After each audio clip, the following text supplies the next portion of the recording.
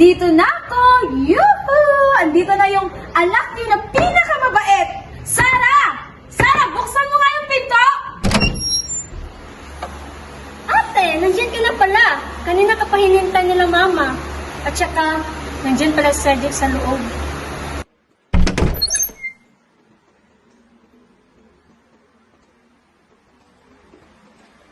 Ano to, ma?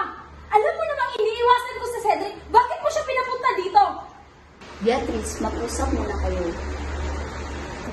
Hoy, Cedric! Alam mo namang gustong-gusto kita. Tapos pinapaasa mo lang ako. Hindi ko alam, Tris. Sa ganung paraan, nahulog ka na. Sorry ha, ang galing mo palang mahulog. Sorry, ha? Kasi inibig kita. Minahal kita. Pero, yung kapalit, hindi mo pala ako mamahalin, Cedric. Iba yung gusto mo. Iba yung gusto mo, Cedric. Hindi ko alam ano yung kahulugan na ipinapakita mo sa akin na hindi pala tayo. Ngayon, yung nahulog na ako sa'yo, bumalik ka na sa girlfriend mo. At tingnan mo yung nangyari sa akin. Winasak ko yung sarili ko ng dahil sa pag-ibig ko sa'yo. Sorry, Tris. Hindi ko alam sa Ano hindi mo alam, Cedric? Alam ko yan na nasaktan ako. Tris, alito na rin ako dahil gusto ko makilala ng girlfriend ko. Para all this time na pinadaan.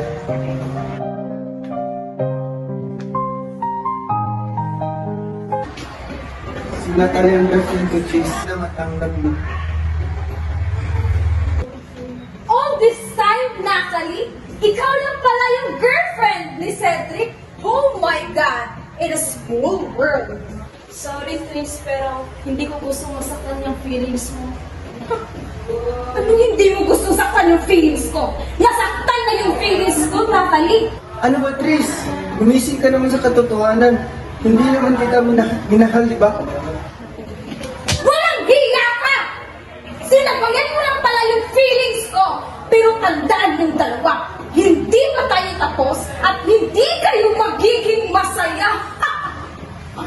Pinatawag ko kayo lahat para pag-usapan natin ang pamahalaan ng Talaga lang, ma? Ang gusto ko lang kasi, ma, ay mapasa akin lahat ng kayamanan. Beatrice, ganyan ba talaga magsalita si Tina? Ay, tita, ganyan talaga kung magsalita ang mama. Kasi, malapit na siyang kamagana. Oo, at dapat, kailangan kong pagkuha ang mga kayamanan na dapat mo sa akin. Pero mga kapatid, hindi mo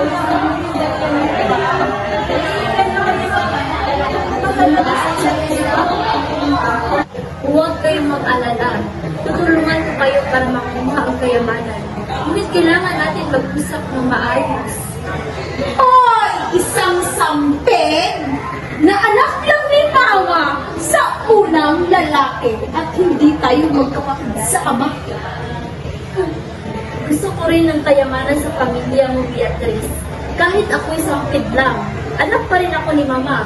Hindi nga lang tayo magkapareho ng ama. May karapatan pa rin ako sa pamilyang ito. Ikaw ang may pinaka-interesado sa kayamanan ni Mama. Anong nangyayari? Bakit parang may alitan? Dapat tayong maging masaya. Hoy, Sarah, hindi tungkol sa saya, kundi tungkol sa pamana ni mama. Mga anak, hindi magiging dahilan ang kayamanan upang mag-away kayo. Mas higit na mahalaga ang inyong pagmamahal sa isa't isa. Hoy, ikaw sampig ka. Ikaw ang may kasalanan, kaya gumugulo ang aming pamilya. Hindi ako aalis. Ipapakita ko sa inyo na may ibang paraan para makuha ang kayamanan. Halika nga dito, sampig ka. Doon tayo sa labas mag-usap. Halika dito. Ikaw ang dahilan, sampig ka. Bakit nagkagulo ang pamilya namin? Hindi ako aalis dito. Ipapakita ko sa inyo na may ibang paraan para makuha ang kayamanan. Anong nangyayari dito? Babe, nag-aaway si Olivia at Beatrice sa kayamanan na ipapamalan ni Mama. Dapat ay kakaisa. Ang kayamanan ay hindi dapat santi ng hidwaan. Pero, kailangan akong makilala na mayaman ko. Ayaw kong mawala ang pagkakataon ito. Hangad ko rin ang kayamanan ni Mama. Kailangan natin pag-usapan ito ng maayos. Ang pagmamahal natin sa isa't isa ang pinakamahalaga. Nahihibang ka ba, Beatrice? Magkapatid tayo. Dapat patas lang tayo sa kayamanan ni Mama. Oo nga ate, dapat tayong lahat ang makapagmana at maging masaya. Anong masaya, Sarah? Sa panahon ngayon, wala nang masaya ang kinikilala ko dahil ito ay nabalot na ng puot at galit. Tama na, Beatrice. Alam kong hindi ka ganito. Tanggapin mo na lang kasi na hindi ka mahal ni Cedric. Oh my God! Speaking of, Cedric, my love, so sweet! Alam mo ba kung nasaan si Cedric? Tatawagan mo muna si Cedric.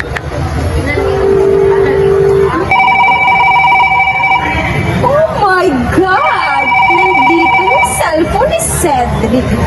Anong ginawa mo kay Cedric? Hayop ka talaga! Ha? Ako pa yung hayop? Ikaw ang hayop! Kasi hindi ka marunong magbantay ng jowa mo. Kaya ngayon, naakit ko. Kasi yung katawan mo, parang kasambahay lang. Ang mga magkakapatid nag-aagawan. Isa ka pang bruha ka! Sawsawera! Tigil ka na nga! Ah, sino ka para sa bunukan ako? Walang hiya ka! Alam mo, yung boyfriend mo, nasa kama ko! Gusto mong kunin? Tara! Maglaro tayo! Makita yung boyfriend mo? Saan ka? Bumalik ka dito, Beatrice! Beatrice, tama na. Huwag ka na maging makasarili. Ano ba, Mama? Titigilan ako kapag napasa akin na lahat ng kayamanan. Hindi na lang, Beatrice. Kamulihan mo, Mama. Ako mo, pagkakatabi ka sa akin. Mama. Ang tagal mo naman kasing mamatay para mapasa akin na lahat ng kayamanan. Ano? Maayos lang ba yung buhay mo dyan? Pakawalan mo na ako dito, Tris. Hindi kita pakakawalan kung hindi mo ako mamahalin. Magtagal ka dyan! Baliw ka na. Oo! Baliw na ako, Cedric! Baliw na baliw sa'yo! Pakawalan mo na ako dito. Gusto ko na makita si Natalie. Wala akong pakialam kung hinahanap mo si Natalie. Ang akin lang ay mapasa akin ka. Tandaan mo, malapit na tayo magsasama, Cedric, kapag nakuha ko na yun. Kayamanan ni Mama. Natalie, babe! Nandito ako!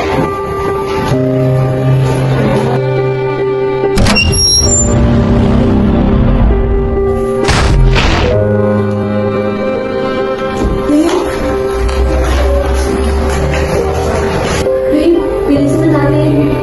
Salamat, babe. Nandito ka.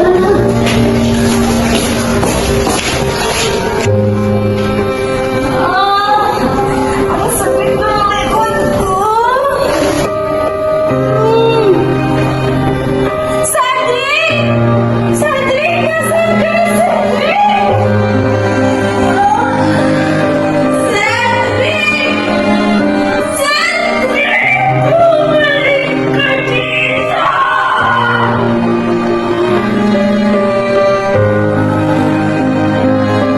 Cedric, nasaan ka na? Hayop ka na!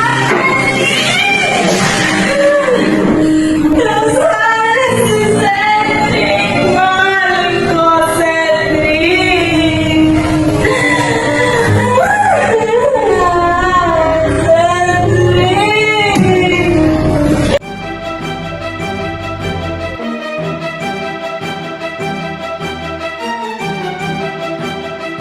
Hi guys! Did you miss me? Anak, halika. Umupo ka. Ayusin natin ang ating pamilya. Ano ba, Mama? Alam ko naman, noon pa, kinabubuhian mo ako! Beatrice, masakit ang mama mo. Huwag mong magtaas ng boses. Wala akong pakialam dita kahit mamatay siya! Tama na, Beatrice. Masakit ang mama mo. Huwag mong magtaas ng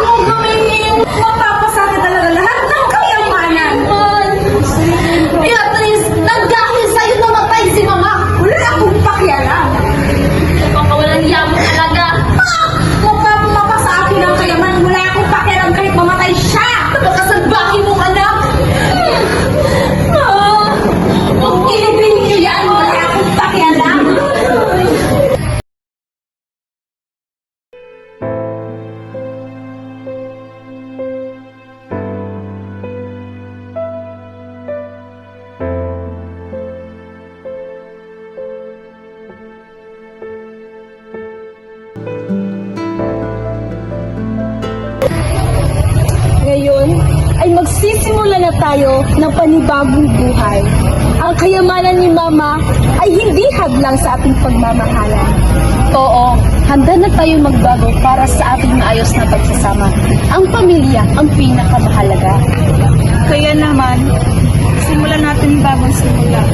Bilang isang pamilya, kung sakit man yun, wala na si Mama. Ngayon pa tayo nagkakaisa. At sama-sama tayong maging masaya kahit anong pa man ang mangyari. Kahit iba man ang aking ama, mahal na mahal ko kayo aking mga kapatid at magbubukod tayo ng magandang pagsasama. Sakit ng isipin na nawala na yung ina at saka pa kayo nagkakaisa.